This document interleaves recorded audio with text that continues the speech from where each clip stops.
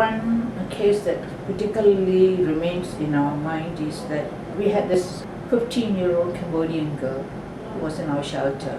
When she was very quiet on the first day when she was rescued. With the police, we rescued her. And she was very quiet. On the second day, at the very fact of some neighbors talking, a male voice, she would rather just run under the table, or she would get into the cupboard and close herself up. And we used to wonder that maybe she has gone through some trauma. Or she would always, every time of the day, even when she's eating, she would suddenly close her ears, and she would shake herself. So these were indications that something was seriously wrong. It took us a couple of days because she didn't talk. She didn't want to share.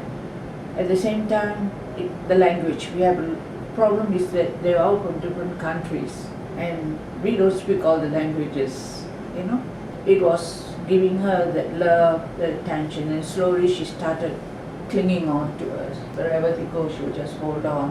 But we managed to get someone, the translator, and started to talk, And it was after 2 weeks, 3 weeks that she shared what her fear was. She was with a group of 25 girls, and there was this Indonesian 16-year-old girl who managed to escape, but the traffickers managed to catch her and they brought her back. They stripped all the 25 girls. Then they took that Indonesian girl who had run away, they hung her upside down, and they put her toes into the electric socket. And of course, she screamed. She began screaming and struggling. And this 15-year-old girl, Cambodian girl who saw that, she couldn't take it. And she never got out of it. She was with us for 3 months with medical help. She went into the hospital, she came out, we assisted her, but she never got out of it. She would just shut herself up. It traumatized her so much so that when we did the safe repatriation, we sent her to the hospital, but she never recovered. And it's so sad for us today because she's in a mental institution.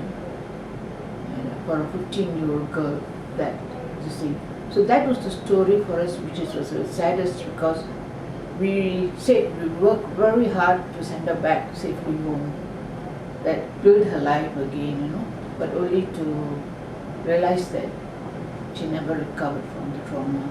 When I went back to Cambodia, I went to see how she was. So she'll come and she'll hold and won't let go of you. Then after a while, she just lets you go and she sits and she looks at you and she smiles and she comes back. And it is very sad, disheartening.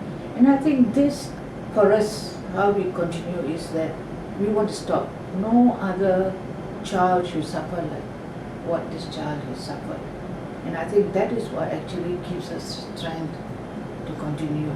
Because saving of every child or a woman or a man being trafficked is very important. I think that is something that we need to keep in mind and